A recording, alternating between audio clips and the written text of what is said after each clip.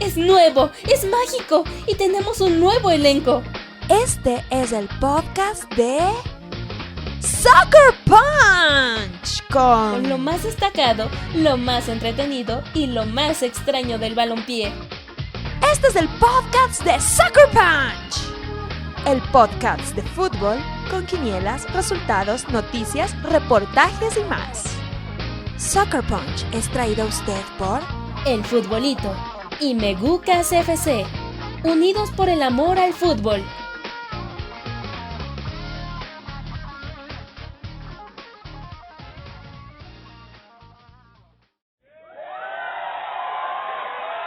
¡Atención! Se acaba de meter un aficionado a la cancha. No, esperen. Alguien ha denunciado a Senegal por usar magia negra. ¡Uy! Otra vez Boca y River destrozaron el McDonald's del Obelisco. ¿Quién decidió que México va a jugar con Portugal en Estados Unidos? ¡Otra vez! ¡Alto, por favor! ¿Qué está pasando aquí? Todo esto es tan random como esta sección.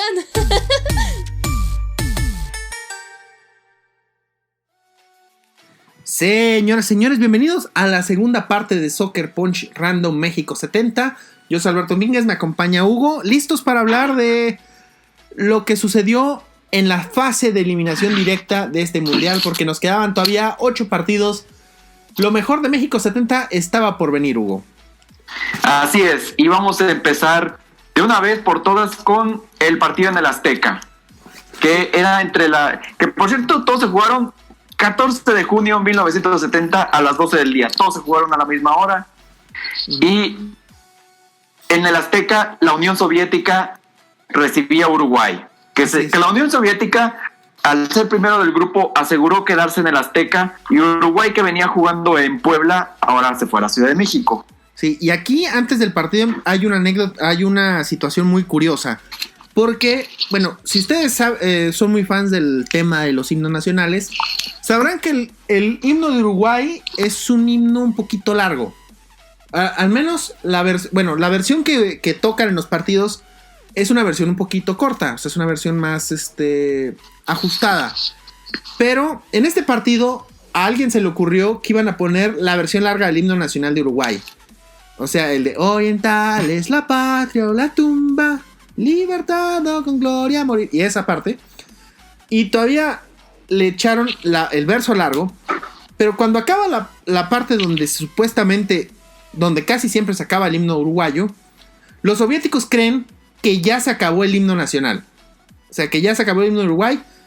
Pero de pronto se dan cuenta que el himno sigue. Y varios jugadores ya habían roto fila. Había uno que ya habían como 2 en el centro del campo. Y ahí se quedaron. Se quedaron como 5 soviéticos donde realmente debían haber estado siempre. O sea, en la fila normal. Y los otros se quedaron en el centro del campo. Obviamente sin moverse. Como señal de respeto. A un himno que todavía seguía. Pero los mismos uruguayos incluso ya habían dejado de cantar. Porque dijeron, oye, no nos van a pasar nuestro himno largo. Entonces... Y tómala que sí hubo himno largo.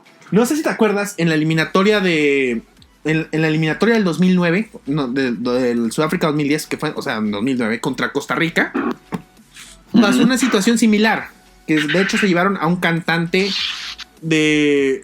uruguayo a cantar el himno en el centenario, y cantaron la versión larga, y se ve una reacción de Luis Suárez, donde hace una puteada así como que, y esto va a seguir, así acabaron todos. Pero en 1970. Y con más educación. Total, que el partido es... Sí. ¿Sí? Un partido ríspido, hay que decirlo. Y que no fue gente. No hubo gente en el Azteca. 26,000 personas. Pues todos iban a estar pegados a la televisión viendo el partido de México a la misma hora en Toluca, del cual ahorita hablaremos. Pero bueno, el partido se fue a tiempo extra. Este fue el único partido del cuarto que se fue a tiempo. Bueno, no es cierto. Este fue uno de los que se fue a tiempo extra. Fue uno de los que se fue a tiempo extra. Y aquí fue donde por fin el conjunto uruguayo rompe el cero con gol de el nombre más random que te puedas imaginar, Víctor Espárrago. Y aparte un gol muy polémico porque es una jugada, me parece era Luis Cubilla o Julio Morales, no, Julio Morales no pudo haber sido. creo que era Cubilla, que rescate una pelota ya en la línea de fondo.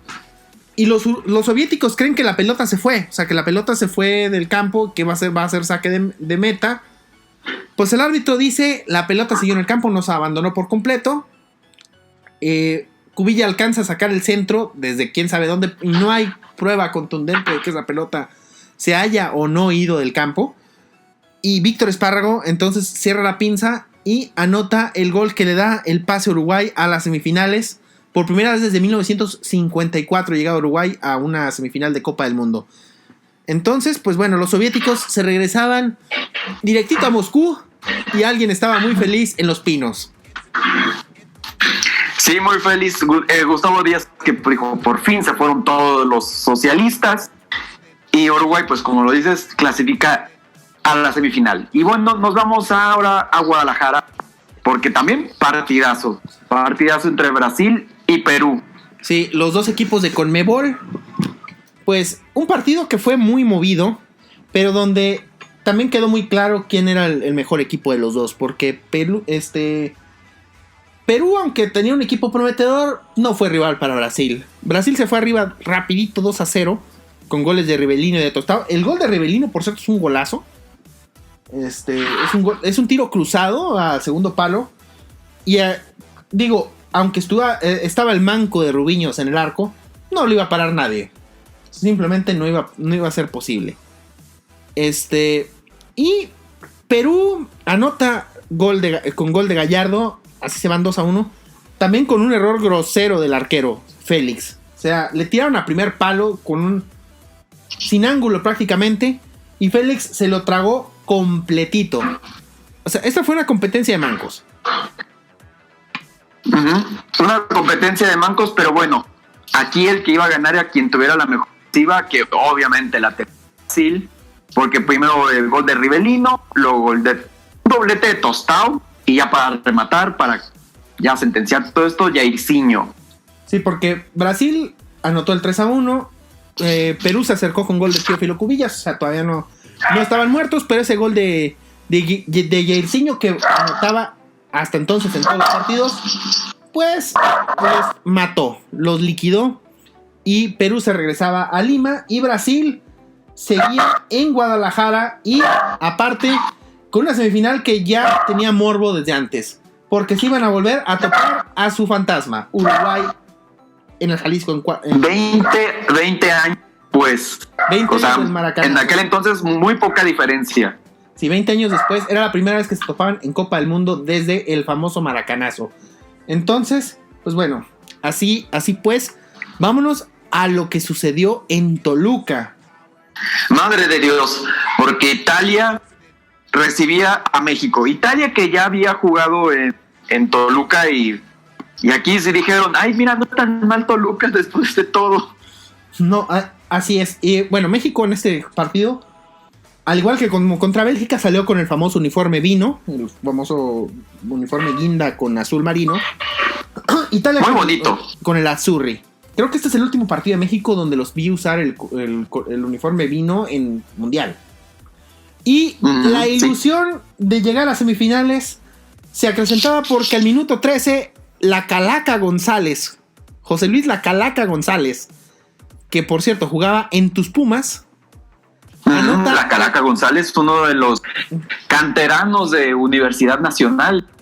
Así es, anota el 1-0. Sorprende a Enrico Albertosi, al arquero, y ese es el primer gol que recibe Italia en el Mundial.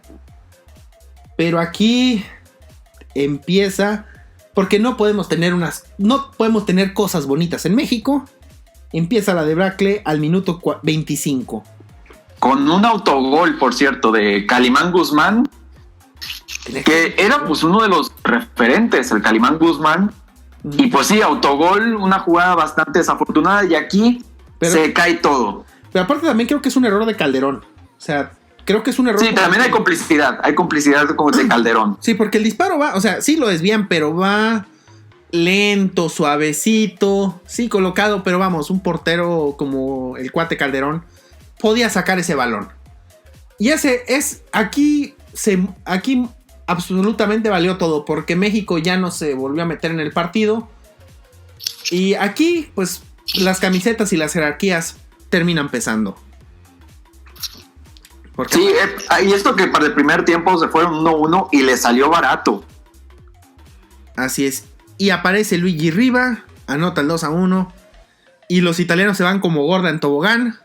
Anota gol Gianni Rivera. Y otra vez Luigi Riva termina de liquidarnos 4-1. Un marcador brutal para la escuadra azurra. Brutal, pero bueno, era la primera vez que México clasificaba una segunda ronda y podemos decir que, y no recibió gol en la primera, pues podemos decir que cumplió.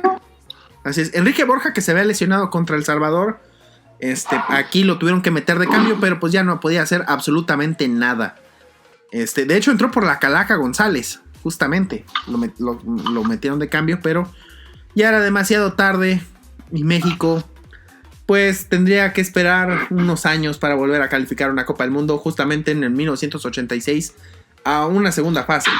Así que pues triste final para un equipo que estaba cargado de ilusión y que había empezado muy bien este partido, pero al final Italia sacó la jerarquía. Sí, pues lo que venimos mencionando, una Italia que ya traía una mentalidad, que ya traía un sistema táctico que estaba ya funcionando.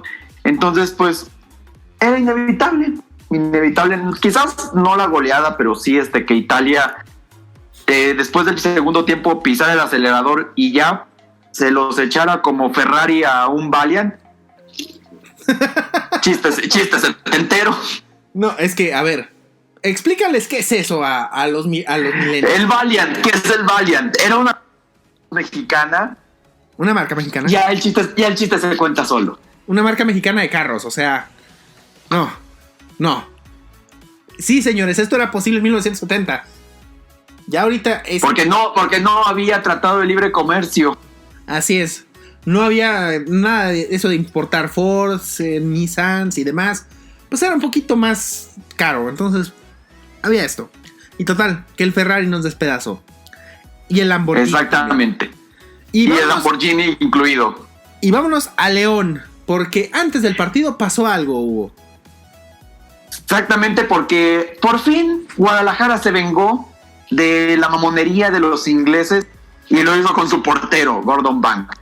Porque resulta que pues Gordon Banks pues se ha de haber echado una buena birria o una tortita ahogada o ya perdió una jericaya y pues le dio la maldición de Moctezuma. Sí, acabó enfermo, le dio una maldición, obviamente la maldición de Moctezuma. Estuvo cagando, vomitando sangre casi. Hace cuando parecía dragón. Hizo el famoso... ¿Sí sabes cuál es el dragón, no? Sí. Bueno, no denlo porque no lo voy a explicar al aire. Hizo el famoso dragón. Entonces se sentía muy mal, estaba muy enfermo y le dieron las medicinas, unos paracetamols o lo que sea que lo llevaron al Seguro Social, no sé. El día antes del partido, pues no se recuperó. El domingo todavía siguió peor. Y pues le dijeron, ¿saben qué? Tú te quedas en tu cama aquí en el hotel, aquí en León. No te vamos a mandar una guacamaya, ni mucho menos, pero estate tranquilo. Quédate viendo el partido en televisión. Entonces, esto significa que Inglaterra tenía que jugar el partido con su portero suplente, que es Peter Bonetti, el que jugaba en tu Chelsea. Una leyenda de tu Chelsea, de hecho. Sí, que de hecho hace poco acaba de morir Peter Bonetti, uno de los porteros leyenda del Chelsea por haber ganado unos cuantos una FA Cup con el Chelsea, precisamente hacia el Derry Leeds. Y bueno, se queda Peter Bonetti, pero partidazo contra Alemania. Sí. Y otro gol a la cuenta de Müller. Sí, a ver, Bonetti, para empezar, era un portero que no tenía experiencia en la selección. O sea, sí tenía una carrera amplia con el Chelsea, pero tenía más de 10 años jugando en primera división con el Chelsea, pero pues nunca pudo jugar casi nunca pudo jugar con la selección, ¿no? Este era su séptimo y fue su último partido con la selección inglesa. Pues no, digo, también la experiencia internacional cuenta. Aún así, los ingleses parecía que le iban a repetir a los alemanes lo que sucedió hace 4 años, porque Müller anota al minuto 31 y Martin Peters, que también que le anotó a los alemanes en la final del 66, les volvió a anotar el 2-0. Aquí sucede que Gordon Banks ya cree que el partido se acabó, que iba ganando 2-0. Dicen, los alemanes no nos van a remontar. Se fue a dormir, literal. Dice él en su autobiografía que se fue a dormir después del 2-0. Se sentía muy mal y dijo, no, ya ganamos. No voy a dormir. Ay, gordito, no sabías la que te esperaba. Porque... Sí, porque aquí los alemanes dijeron, nein, aquí se come bien el león y nos vamos a comer a los ingleses. Así es, primero anota Franz Beckenbauer un tiro de larga distancia que me parece que Peter Bonetti pudo haber hecho algo más. Incluso Beckenbauer dijo unos años después que si Gordon Banks hubiera estado en el arco, ese gol no hubiera entrado. Eso no sé si lo dice por quedar bien o a toro pasado, pero tiene lógica porque Bonetti sí creo que se vio un poquito flojo en el gol. Es un disparo muy largo, pero sí es un disparo que me parece pudo haber hecho algo más. Y al minuto 82... Sí, o alguien como Gordon Banks pudo haber hecho algo más. Así es. Y al minuto 82 viene un gol surreal de Uwe Seeler. Porque está de espaldas a la portería y remata, sin ver el arco, remata, hace la cabeza atrás. ¿Sabes? Me acordé de un gol del Chicharo con el Manchester United que le metió al Stoke City, me parece. Mira, hablando de Gordon Banks, tenemos que hablar del Stoke City otra vez. La remata de cabeza, pero este es un remate todavía más complicado porque Chicharito fue un acto reflejo. Lo de Seeler fue un recurso porque no había otra manera en la que pudiera rematar el balón. Y aparte, bueno, pues que podía perderle. Y le sale un remate bombeadito y bien colocado. Bonetti no puede hacer absolutamente nada. O sea, anotó un gol de cabeza sin ver el arco. Básicamente.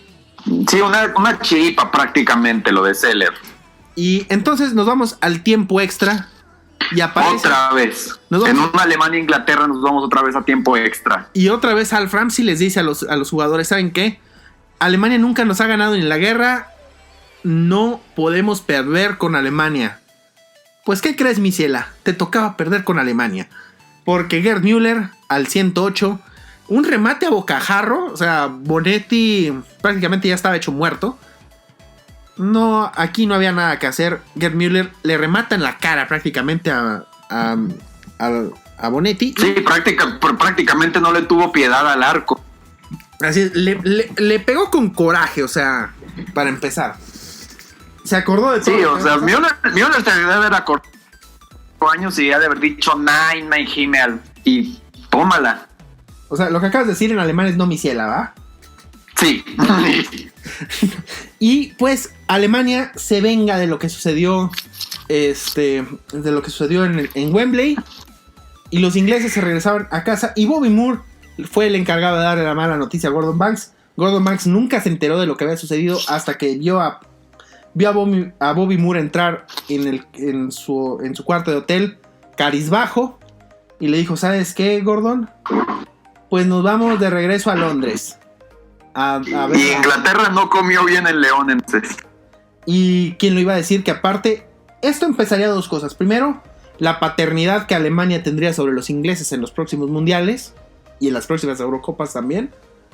Y además los ingleses... Y la ausencia de Inglaterra en mundiales también empezaría aquí. Así es, Inglaterra no regresó al mundial hasta 1982.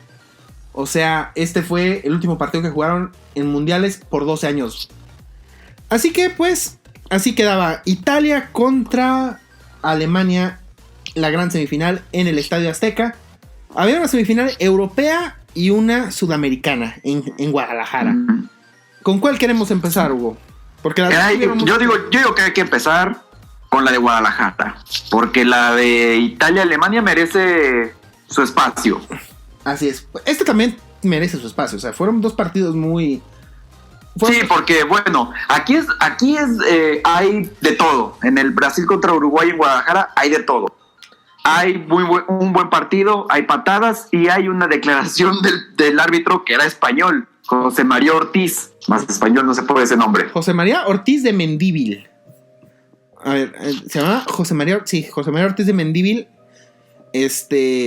que dijo que antes en la ceremonia de hecho lo mencionamos en el podcast de Uruguay, que en la ceremonia de obviamente el banderín, del cambio de banderín, había mucho morbo obviamente porque era la primera vez que se topaban desde el Maracanazo en una Copa del Mundo, y Luis Ubiña, el capitán, se topa con Carlos Alberto y lo primero que hace antes de darle el banderín le dice: Maracaná, ¿te acordás de Maracaná? Y que Carlos Alberto se puso muy, muy, muy nervioso. Entonces aquí viene la primera intimidación uruguaya, porque la segunda empezaría ya con el balón en juego. Porque Uruguay soltaron cualquier cantidad de patadas. Patadas, y aparte viene la declaración que decías tú de Ortiz de Mendívil. Sí, porque entre tanta patada y pues que sacar tarjetas, dijo, pero es que yo veía que Uruguay no jugaba con violencia. Jugaba con dureza. Jugaba con rudeza, no con violencia. Y es como que dices, no sé si lo decía de manera sarcástica o si lo decía en serio. Sí, y hay que ver, o sea, porque sí, Uruguay empezó el juego de las patadas, pero Brasil no se quedó atrás. O sea, Brasil tiró muchísimas patadas también en este partido. Hasta Pelé soltó un codazo. Este partido, bajo los árbitros actuales, este partido hubiera acabado con 3 o 4 rojas. En 1970, este era un partido normal. O sea, se dieron unas patadas que dices que hoy son impensables para el fútbol de hoy en día. Estamos de acuerdo, ¿no?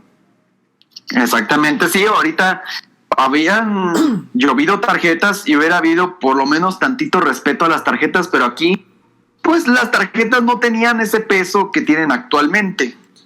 Así es, y Uruguay se ve que estudió muy bien a Brasil, se conocían de memoria, pero Uruguay le mandó marca personal a Gerson para empezar.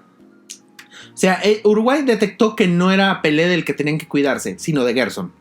Eso para empezar. Y aparte,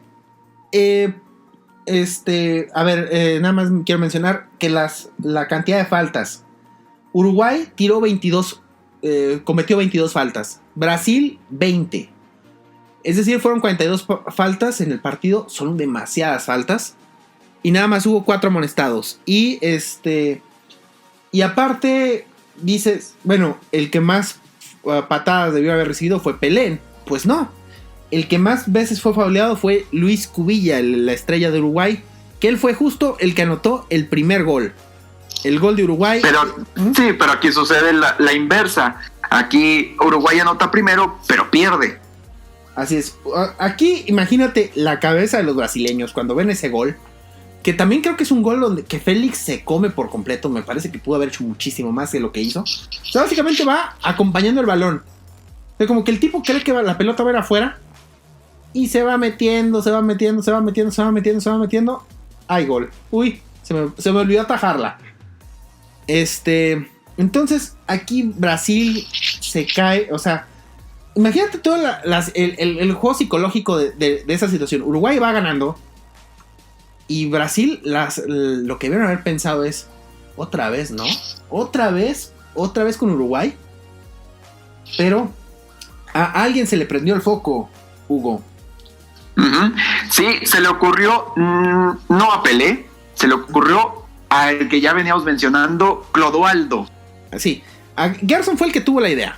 Gerson se dio cuenta que lo estaban marcando personal. Entonces le dijo a Carlos Alberto, el capitán, le dijo: ¿sabes qué? Yo en la siguiente jugada me voy a quedar yo atrás y que Clodoaldo suba.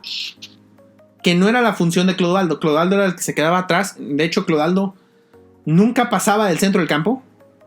Y ahora lo hizo. Sí, así es. Gerson, si ves la jugada del gol, Gerson, del gol del empate, Gerson se queda atrás y los uruguayos se quedan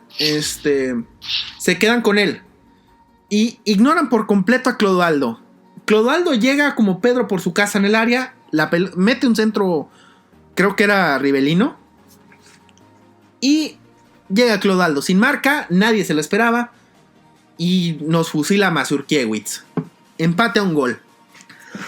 Y aquí como que ya empieza Brasil a sentirse dueño de la situación. Dicen: ¿saben qué? nosotros somos el equipo que mejor está jugando, pues no hay que dejarlos ir. Y el segundo gol viene de Jairzinho. ¿A quién se quitó a Jairzinho en ese gol, Hugo? A Cubilla. ¿No? A Matosas. ¿A quién? A Matosas. Y Jairzinho anota otra vez por quinto partido consecutivo, anota en Copa del Mundo. Brasil ya gana 2-1 y al minuto 89 Rivelino sentencia la cuenta con un zurdazo, el zurdazo característico de la casa de Rivelino. Y aquí sí el diablo se había sido exorcizado, pero nos faltaba algo, una jugada más. La jugada más. La famosa jugada de Pelé, que muchas veces se arrepiente tanto de haber fallado. Uh-huh. Esa jugada que dice Pelé, yo la hubiera puesto dentro de mis mejores goles de todos los que he hecho, y la falló. Sí, porque fue un pase filtrado. Uh-huh. Entonces, la pelota al arquero Ladislao Mazurkiewicz no le queda de otra más que salir afuera de su portería, afuera del área de hecho, a tratar de anticipar a Pelé. Pelé va y hace un pique. La pelota pasa por izquierda.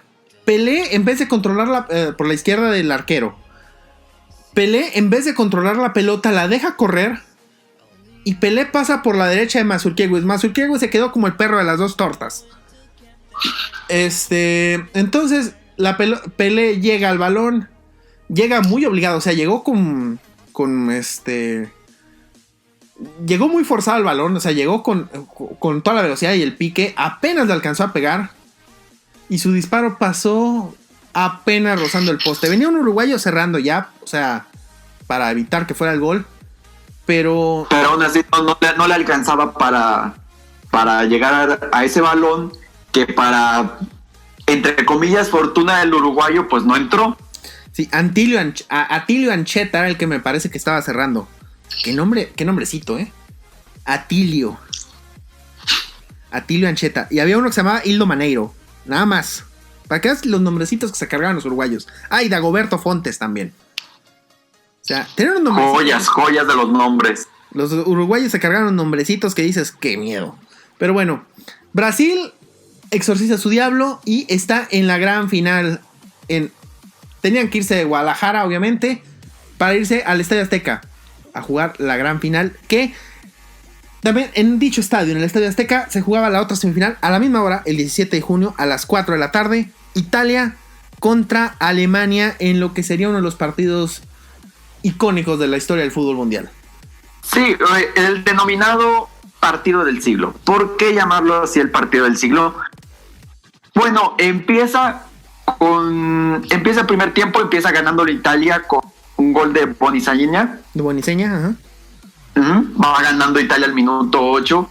Y a partir de aquí vemos como una Alemania que no se hallaba por completo, que tuvo que esperar, que no encontraba cómo quitarse ese catenacho que tanto caracterizaba. Y por supuesto Italia, digamos que no puedo decir que se conformó con el resultado, más bien era lo que Italia buscaba, que Alemania se desgastara. El problema es que jamás se desgastó Alemania.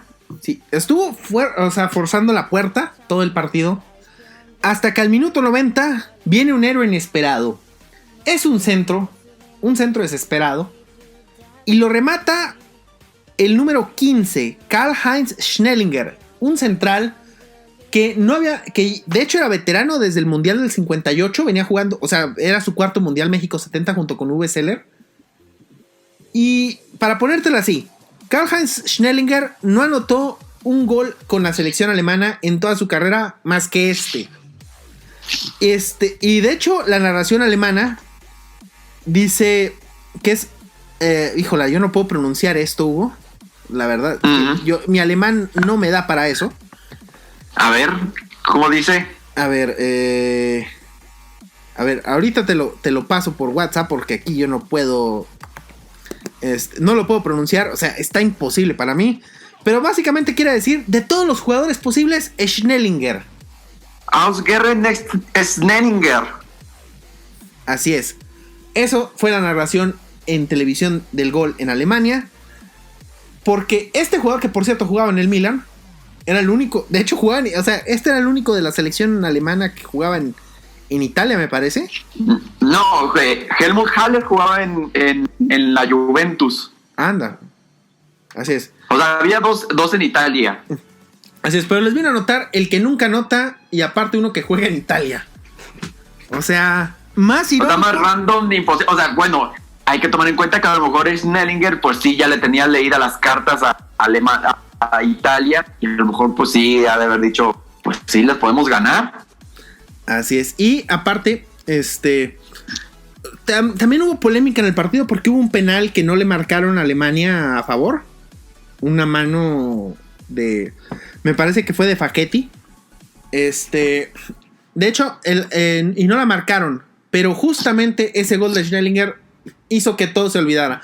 Y aparte, qué bueno, porque ¿sabes quién era el árbitro de este partido? Arturo Yamazaki. El Arturo Yamazaki, que daba miedo. Peruano naturalizado mexicano, que lo tuvimos de jefe de árbitros en varias etapas. Este fue al que le tocó el partido del siglo. Entonces, y en los tiempos extra vino la apoteosis. Y la lesión de Beckenbauer. Sí, Beckenbauer, por cierto, sí se lesionó, creo en el segundo tiempo. Y, y ya no había cambios. Sí, ya no había cambios. Y pues no iba a dejar que la Mannschaft se muriera así. No los iba a dejar morir. Entonces, ¿qué hizo? Se regresó al campo con el hombro vendado. Contra él, básicamente. Esa imagen de Beckenbauer con el hombro recogido es como quien dice una de las imágenes más emblemáticas de la historia del fútbol. O sea, esa imagen, yo creo que todos los que nos gusta el fútbol la hemos visto en alguna ocasión. Y es una imagen que ya no puedes ver en la actualidad. No. Yo en Chivas vi a Ramón Morales hacer eso en el 2003. Pero vamos, ahorita si sucediera algo así, no, primero los doctores no te hubieran dejado seguir. O sea, hagas lo que hagas, aunque te faltan cambios. Un doctor de hoy en día te dice no puedes jugar. Pero en aquel entonces, pues no, era impensable que un jugador se fuera por eso. Entonces, y bueno, empieza Alemania tomando la ventaja del primer tiempo extra. Gol de Müller, pretends to be shocked. Su 9º gol en el mundial. Pero bueno, Italia pues rápido reacciona con gol de Burgnich. Sí, y luego Luigi Riva anota el que para mí es el mejor gol del partido. Fue un muy buen gol, se quitó a un par de defensores, creo que hasta Beckenbauer incluido. Y cruzó muy bien a Sepp Maier, anota el 3-2. Entonces, pero Müller dijo en el segundo tiempo extra, Nein mein Himmel, y vuelve a vacunarlo. Así es. Y cuando Alemania seguía festejando, apareció Luigi Riva. Gianni Rivera. Gianni Rivera, perdón. Sí, Gianni Rivera. Y anota el 4-3, que a la postre sería el definitivo. Sí, porque ya aquí Alemania sí se agotó. O sea, ya Alemania ya no encontró la fórmula, que sí lo estuvo buscando, pero aquí ya se veía, sí, el cansancio, el peso, y obviamente que Italia estaba favorecida porque ya estaba adaptada a la altura de tanto de Toluca como de la Ciudad de México. Y Alemania pues sí le pesa quizás el viaje, quizás la altura, quizás la lesión de Beckenbauer, y quizás que no se haya marcado ese penal. Pero bueno, todo se mezcló, pues. Sí, porque aparte también venían de jugar tiempos extras contra Inglaterra y a mediodía, o sea, en un solazo en León. Todo eso afecta. Y al final, los pequeños detalles fueron lo que le dieron la victoria a los italianos, que regresaban a una Copa del Mundo, a una final de Copa del Mundo por primera vez desde 1938. Y aquí quería decir una cosa. Primero, antes de decir qué significaba esto. En el partido de tercer lugar, también en el Estadio Azteca, el sábado 20 de junio, Alemania le gana a Uruguay 1-0 con gol de Wolfgang Overath. Ya con un equipo... Sí, y con equipo de suplentes. Sí. Y Uruguay jugando con sus titulares, pero de todo modo no le alcanza. Y Müller no anotó, pero ya había asegurado el título de goleo. Sí, sí, Gerd Müller fue de los pocos titulares que sí jugó, Schnellinger también, Ziller, pero el resto eran prácticamente suplentes, o sea, jugó otro portero, Wolfer en lugar de Sepp Maier. Hubo muchos cambios y Alemania se pudo dar ese lujo, Uruguay sí jugó con los titulares y pues no les alcanzó de todas maneras. Así que bueno, en el Estadio Azteca se jugaba la gran final el 21 de junio a las 12 del día. Aquí mencionamos que habíamos dicho que la Copa Jules Rimet se iba para el primer equipo que la ganara en 3 ocasiones. El que la ganara se quedaba para siempre con la Copa, porque Italia ya había sido campeón en 34 y 38 y Brasil en 58 y 62. Es decir, la Jules Rimet... Todo se acomodó para que fueran estos dos equipos. Sí, la Jules Rimet iba a tener un dueño permanente sí o sí en este partido, fuera el que ganara la final, el que fuera. Pues total, un día antes del partido, le preguntaron al presidente de Brasil, ¿cuánto crees que va a quedar el marcador? ¿Y qué dijo el presidente de Brasil? ¿Qué dijo? Que va a quedar 4-1. Eso dijo. Dígame. Entonces, bueno, con ese antecedente, empezamos la gran final. Al minuto 18 viene la primera jugada recordada de esta gran final. Por cierto, Brasil por primera vez jugaba en el Estadio Azteca. Italia ya había jugado la semifinal. Brasil había jugado todos sus partidos en Guadalajara, obviamente. En teoría, pues, digo, la situación del estadio y demás favorecía a Italia, pero Italia había acabado muy desgastada por el partido de la semifinal. Y Brasil, pues, había ganado todos sus partidos de manera convincente en los 90 minutos. Uh-huh. Y aparte, dos estilos diferentes chocaban. El estilo tan defensivo del Catenaccio, el juego bonito. El juego bonito, sí. O sea, se agarraron los dos polos opuestos en la final. Un equipo más, obviamente, que privilegiaba el orden, y otro equipo que privilegiaba la creatividad. Y al minuto 18 viene un gol muy recordado, porque es un gol donde, híjola, es un salto descomunal de Pelé, otra vez. Le gana la pelea a su marcador, que en este momento creo que era Paquetti, me parece. No, era Burnich, perdón. Era Burnich el número 2 de Italia. Y pues es un cabezazo, o sea, se eleva una barbaridad. Pone un remate abajo, un remate muy parecido al que le sacó Gordon Banks, pero Enrico Albertosi, si bien era un buen portero, no era Gordon Banks y él no llegó. Golazo. O sea, fue un muy buen gol de Pelé. Y también esa celebración donde salta sobre uno de sus compañeros, se lo sostienen mientras él festeja. También es quizá la foto más famosa de Pelé. Sí, en cuanto a selección brasileña, sí es una de las más famosas y aparte también pues una de las en Copas del Mundo, uh-huh, en varios sentidos. Pero sí es uno de los festejos más grandes de Pelé. Y antes de acabar el primer tiempo, Ondiseñas aparece para dar el 1-1, que hasta el momento parecía que la Copa todavía podía ser de cualquiera. Sí, aquí nos vuelven a recordar, este gol nos recuerda que Brasil tenía a un manco en la portería, porque es otro error de Félix, otro partido donde se equivoca Félix. ¿Te fijas que ya es otro premio Manco Saldívar? Sí, se va a cachar gallinas afuera del área. O sea, choca, no se habla con su compañero y básicamente le deja la pelota tranquilita Boninseña sin arquero. Pues ahí no había más que hacer. O sea, fue ese gol que bueno, ese gol le daba esperanza a Italia. Pero esa fue el último viso de esperanza que tuvieron, porque a partir de aquí Brasil se fue como gorda en tobogán. Sí, porque aquí viene el genio favorito de este podcast, bueno, en este episodio, Gerson. Un riflazo.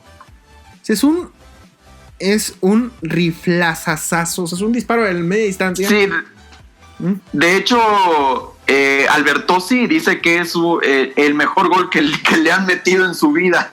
Híjola, bueno, hay un gol que me parece más bonito. Es que de los goles que le metió Brasil, o sea, 3 de ellos, yo digo que tranquilamente podrían entrar en la discusión, porque fue un golazo, o sea, le pegó con una violencia, con comba aparte, como buen brasileño. Directo a segundo palo, no había nada que hacer en ese disparo.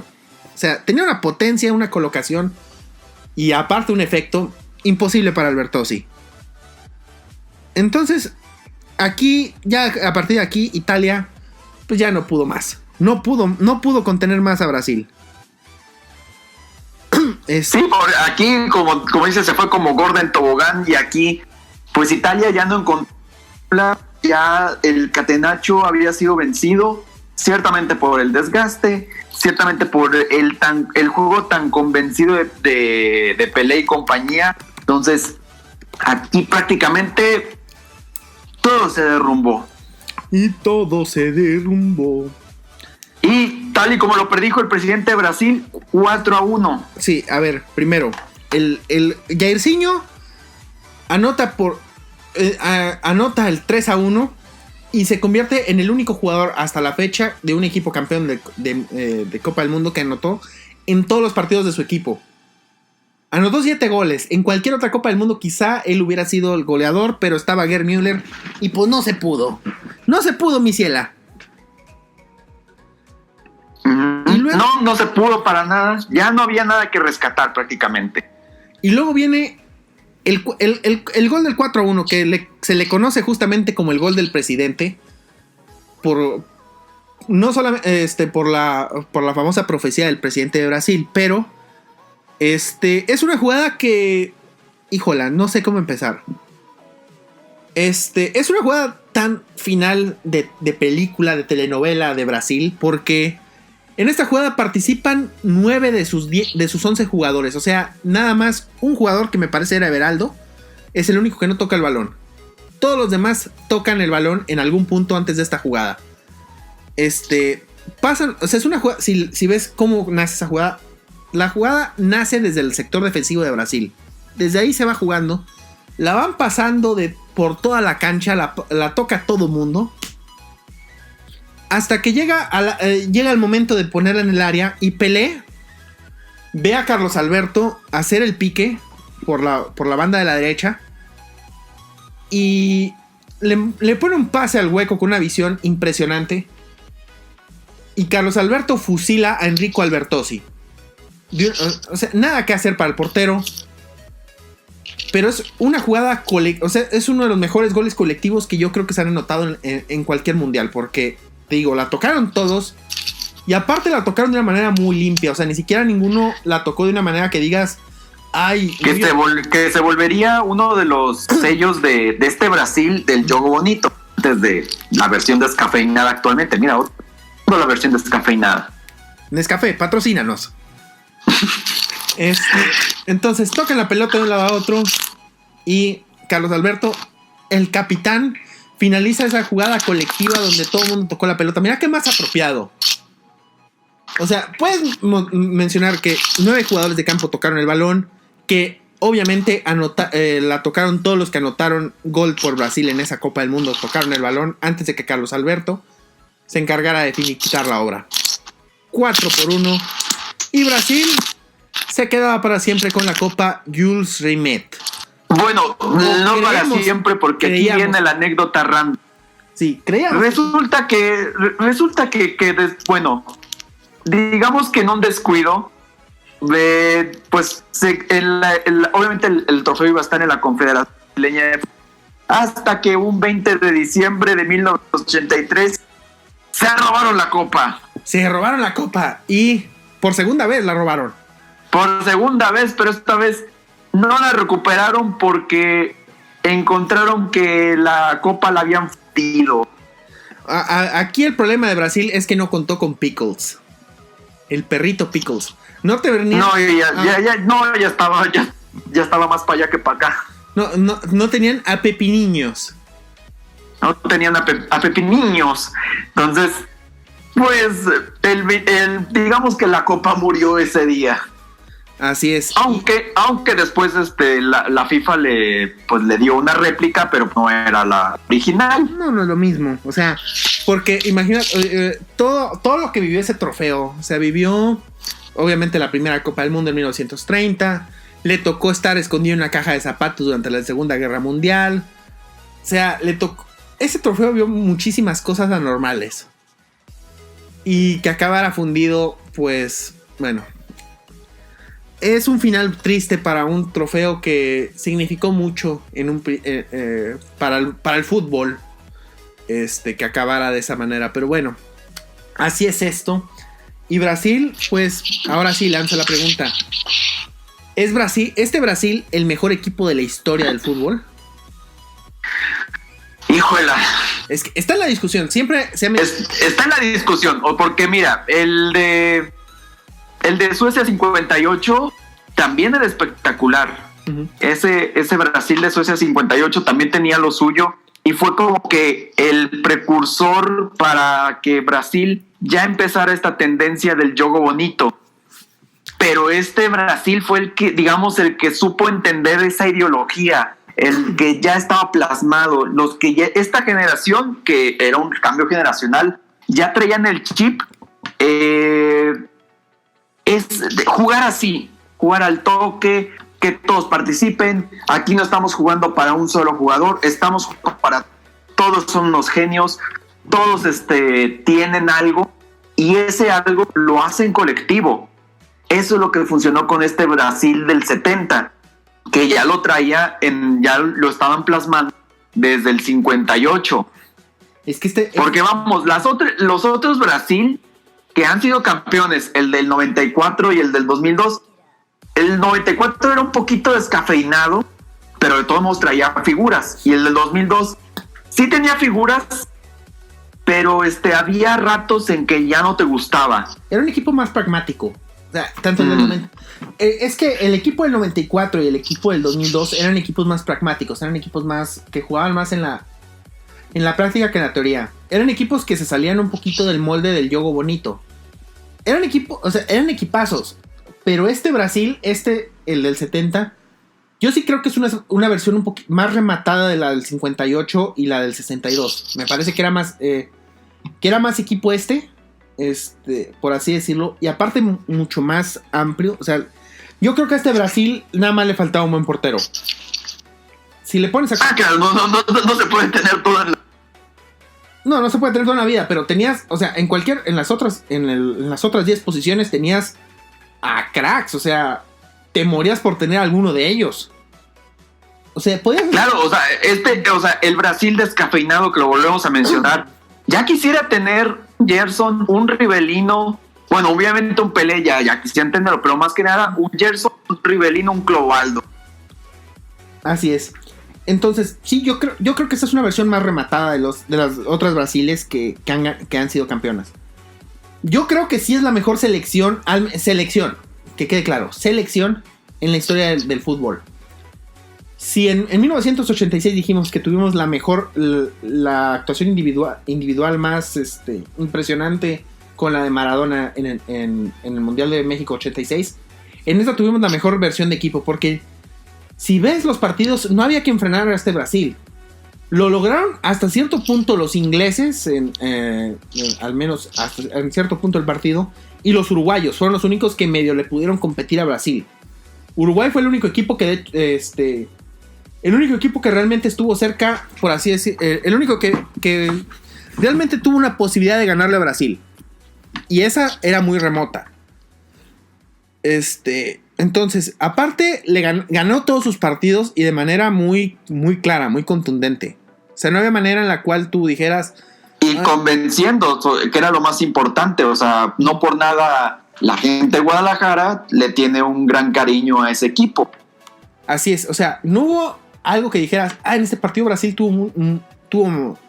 nada más ganó por la suerte. No, los 6 partidos los ganó de manera clara. Entonces, sí creo que es yo sí creo que esa es la mejor selección que ha existido en la historia del fútbol. Insisto, le faltaba un buen portero. Pero, por ejemplo, yo he escuchado a muchos decir que es la España del 2010. No, yo creo que esa España del 2010, por ejemplo, tampoco. Era un buen equipo. No, esa España tenía muchas dificultades. Llegó con muchas dificultades a la final. Sí, sí. Incluso no convencía. O sea, llegó con un estilo muy definido, el famoso tiki-taka. Pero no ganó en la manera tan clara como ganó este Brasil. O sea, este Brasil le podías poner cualquier equipo del mundo y le pintaba la cara. Se la pintó a Italia, se la pintó a Inglaterra, se la pintó a Uruguay. Entonces, sí creo que esta es la actuación más sólida de un equipo en la historia de mundiales. ¿Se repetirá eso? No creo, porque ya el fútbol actual es mucho más, hay más posibilidad de estudiar los equipos, está más estudiado el fútbol, por así decirlo, y se ve complicado que algo como lo que hizo Brasil vuelva a suceder. Y tan solo vean, Brasil no ha podido emular algo como lo que hizo ese Brasil. No, porque, bueno, yo he estado viendo este documental en Netflix de campeones del... Y de hecho entrevistan a Rivellino. Y Rivellino, de las cosas que yo me acuerdo que mencionó, dijo: el problema con este Brasil actual y al que nosotros teníamos es que este Brasil piensa más en la fiesta, piensa más en ser la figura, piensa más en los millones, piensa en jugar nomás para ellos, quieren el brillo para ellos mismos. Y lo que teníamos nosotros es que teníamos vestidor y todos jugábamos para todos. Sí, o sea, tú, por ejemplo, o sea, un jugador como Neymar, ¿tú crees que se prestaría para lo que hizo ese Brasil del 70? Claro que no. No, hombre. Entonces, sí, ese Brasil era un equipo en toda la extensión de la palabra. Todos jugaban para todos, o sea, no era un equipo que jugaba para Pelé. Pelé jugaba para el equipo, y eso es algo que hoy muy pocos cracks en el mundo podrían ser capaces. Sí, y es lo que marcaba la diferencia, lo que marca la diferencia entre Pelé y Maradona.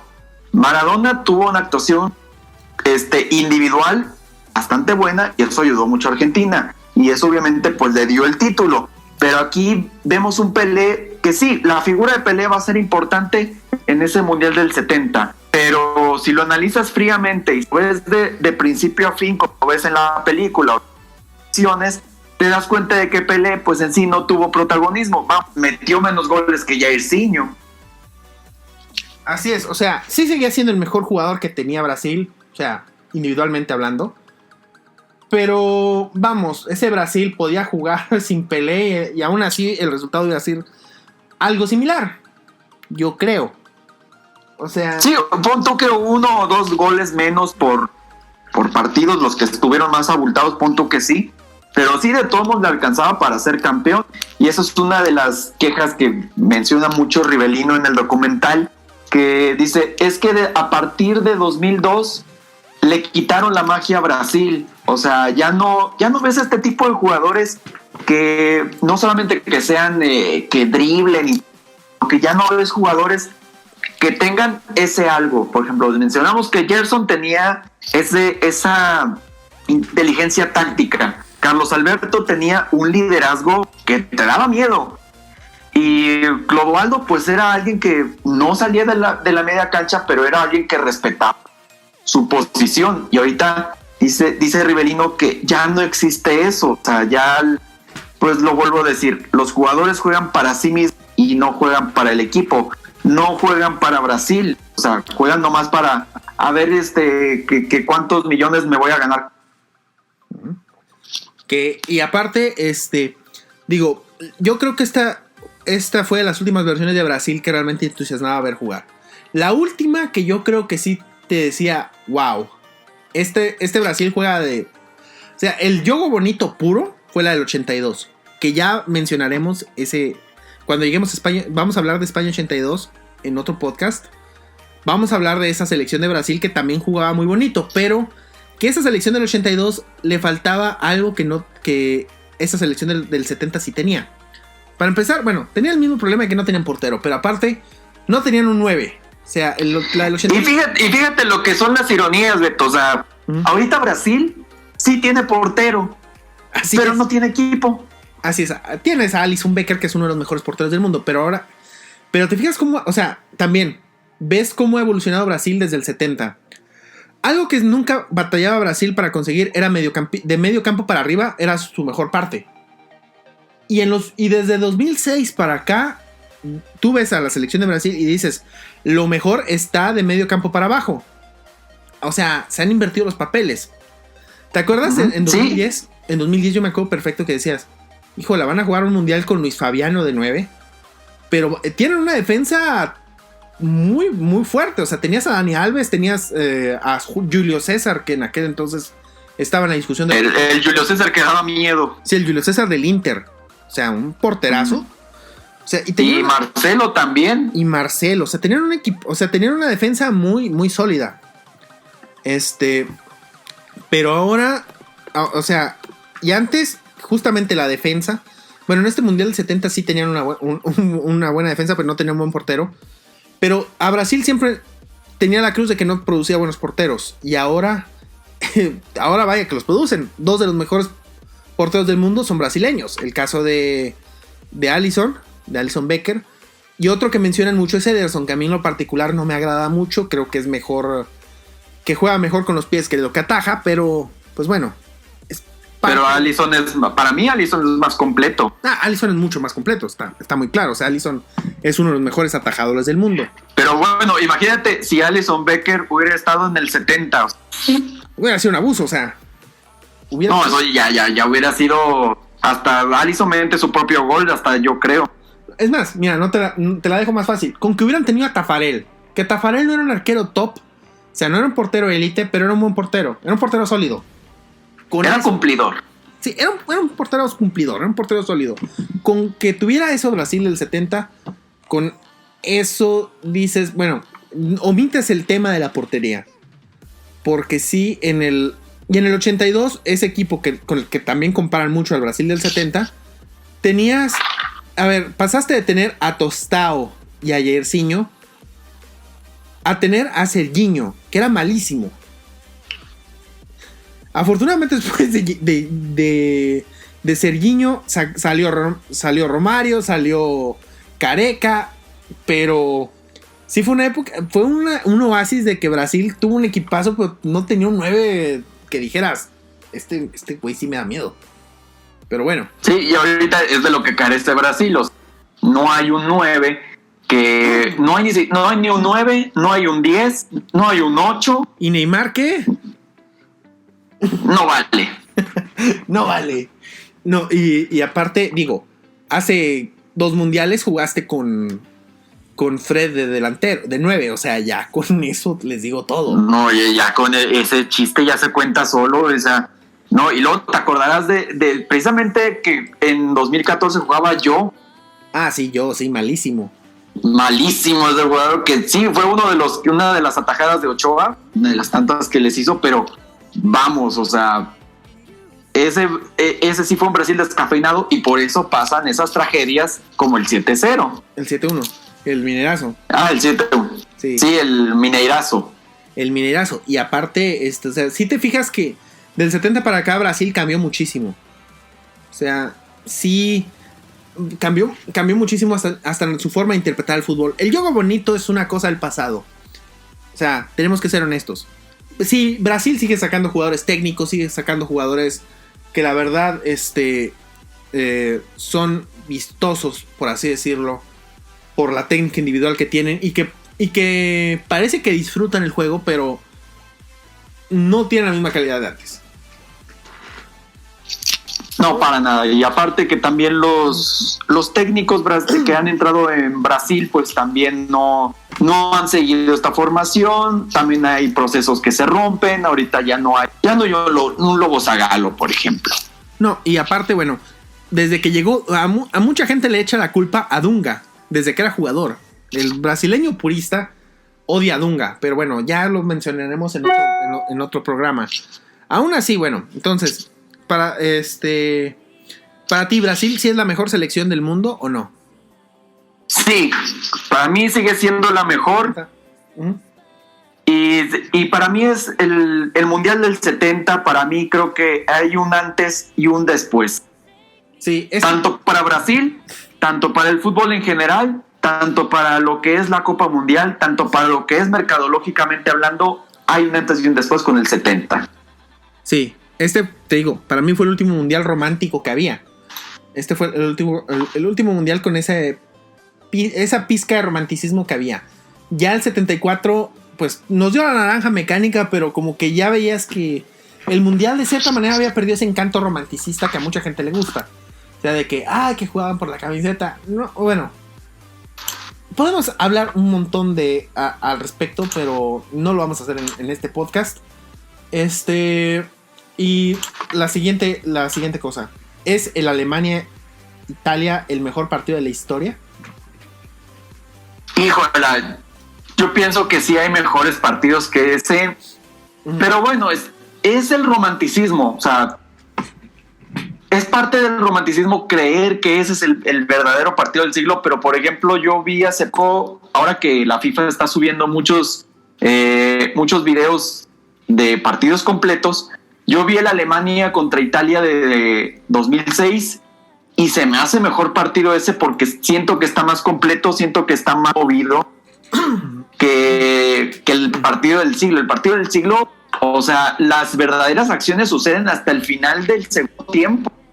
Y hay los dos equipos tienen errores defensivos impensables para hoy en día. O sea, fue un partido emotivo, sí, hubo muchos goles. Eso por supuesto que dan para el espectáculo. Pero sí, o sea, es un gran partido. No lo quiero menospreciar. Pero sí creo que hay mejores partidos que ese partido del siglo. Pero sí, claro, o sea, en aquel entonces era un partido del siglo. O sea, estamos hablando de 1970, ya se va a acabar el siglo XX. Uh-huh. Sí, claro, o sea, sí puedes considerarlo un partidazo.